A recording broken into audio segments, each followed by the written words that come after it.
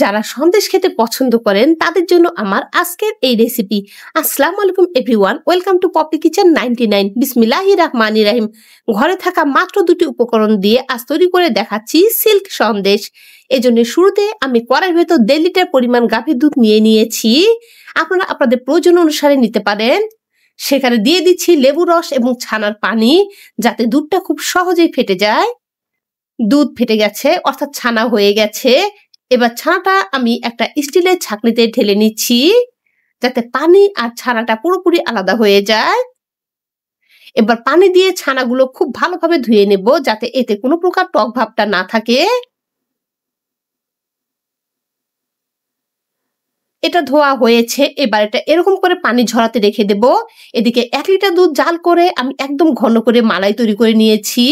আজ ক্রিমের পরিবর্তে আমি এই মালাইটা ব্যবহার করছি। কড়াইয়ে দিয়ে দিচ্ছি 2 কাপ চিনি। চিনিটা অবশ্যই আপনাদের স্বাদ অনুযায়ী দেবেন। আমি মাঝারি মিষ্টি পছন্দ করি, এজন্য আমি মাঝারি মিষ্টিটা এখানে দিয়েছি। সামান্য পানি দিয়ে এটা ক্যারামেল তৈরি করে নিচ্ছি। ক্যারামেল একদম রেডি। এবার এখানে দুধের যে মালাইটা তৈরি করে রেখেছিলাম সেটা দিয়ে দিয়েছি। প্রথমে ক্যারামেলটা একটু শক্ত মনে হবে, কিন্তু যখন এই মালাইটা দিয়ে জাল করবেন তখন এটা একদম নরম হয়ে যাবে।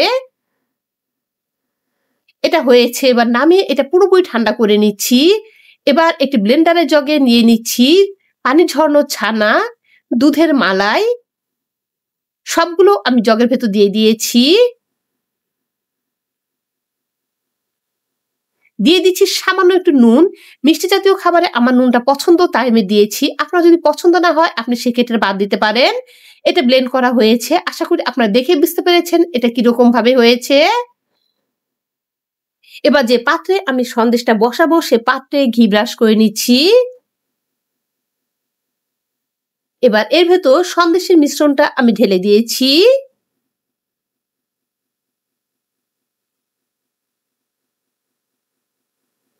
দানাদার সন্দেশ তো অনেকেই খেয়ে থাকবেন। এই সন্দেশটা একবার তৈরি করে দেখুন, এটা খেতে ভীষণ মজার হয়।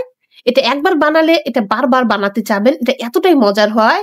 এবার কড়াই পরিমাণ মতো পানি দিয়ে দিচ্ছি একটি স্টার। এবার এর ভেতর সন্দেশের পাত্রটা আমি বসিয়ে দিয়েছি, আর অবশ্যই ঢেকে দিতে হবে। এটা পুরোপুরি 1 ঘন্টা জাল করে নিচ্ছি। 1 ঘন্টা হয়েছে। কাঠি দিয়ে দেখছি ভেতরে নরম আছে কিনা, না কোনো রকম নরম নেই। এবার এটা পুরোপুরি ঠান্ডা করে নেব। এটা ঠান্ডা হয়েছে আর একদম সেট হয়েছে। তবে এর যদি অরিজিনাল টেস্ট আপনারা পেতে চান তাহলে আগের দিন বানিয়ে ফ্রিজে রেখে পুরোপুরি ঠান্ডা করে খাবেন। এটা এবার কেটে শেয়ার করে দেখাচ্ছি এটা কেমন হয়েছে। এটা খেতে কিন্তু আলহামদুলিল্লাহ, আল্লাহু আকবার, অনেক বেশি সুন্দর হয়েছিল। আশা করি রেসিপিটি আপনাদের ভালো লেগেছে। আজ এ পর্যন্ত বিদায় নিচ্ছি। আসসালামু আলাইকুম।